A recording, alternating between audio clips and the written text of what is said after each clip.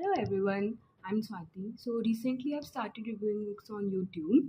So today we are diving into the world of Intermezzo, written by Sally Rooney.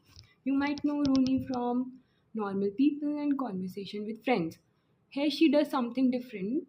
It's not a book with it's not a book driven with heavy plots of romance. Instead, it shows an intimate connection between two brothers, Peter Kubek and Ivan Kubek, and how they are navigating this messy intersection of grief, ambition, and emotional connection.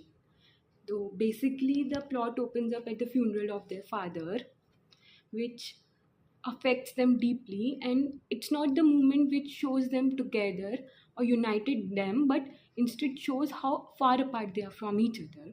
Peter, he's an elder brother, young lawyer, and emotionally distant, whose life is entangled and surrounded with and often surrounded with being two women.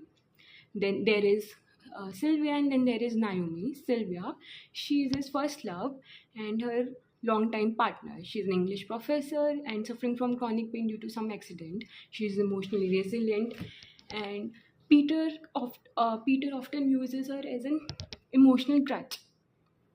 Then there is Naomi. She's young. She brings spontaneity and emotional ambiguities in his life. It basically highlights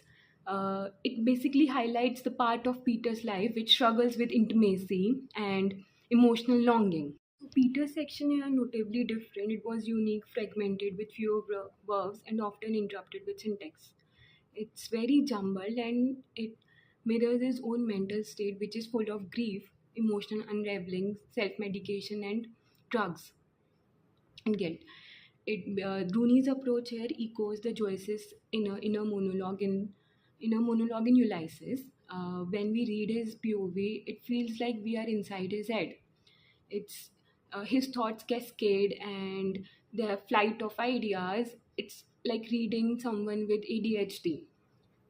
We don't know, sometimes we don't know what's going on. It's hard to get into it first, but it's about Ivan is an emotionally awkward younger brother. He's emotionally sensitive and a chess prodigy. His Most of his life is about strategies on the board and stability of it.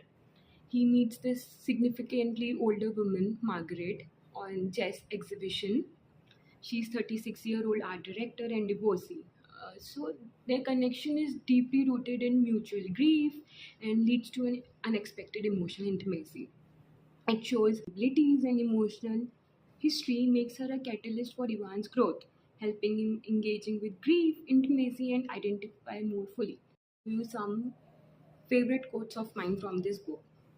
It's from Ivan's POV, and he smiles back at her. It's weird. He says, I feel like if I created a new human being out of nothing, I would be very happy with them. Just the way they were alive, even. That's my dad's attitude, or it was. He was always happy with us. Then there is another one from Peter's POV. Thought rises calmly to the surface of his mind. I wish I was dead. Same as everyone sometimes, surely. Idea occurs that is remembering something embarrassing you did years ago, and abruptly you think that's it, I'm going to kill myself. Except in his case, the embarrassing thing is his life. Doesn't mean he wants to really, or even if he does, not as if he would do it, just to think or not to even think, but to overhear the words inside his own head. Strange, best, and most finals of twist. It's about what simmers beneath. It's it's a plot driven with miscommunication and emotional paralysis, and shows us very flawed human beings who feels real without exactly showing the caricature of male psyche. The dialogue feels lived in, the inner monologues almost uncomfortably intimate. And if you are looking for some fast paced plot driven plot, then this is not for you. And if you have already read this book, please let me know about it in the comment section, and subscribe more for more thoughtful book reviews. Thank you very much for listening.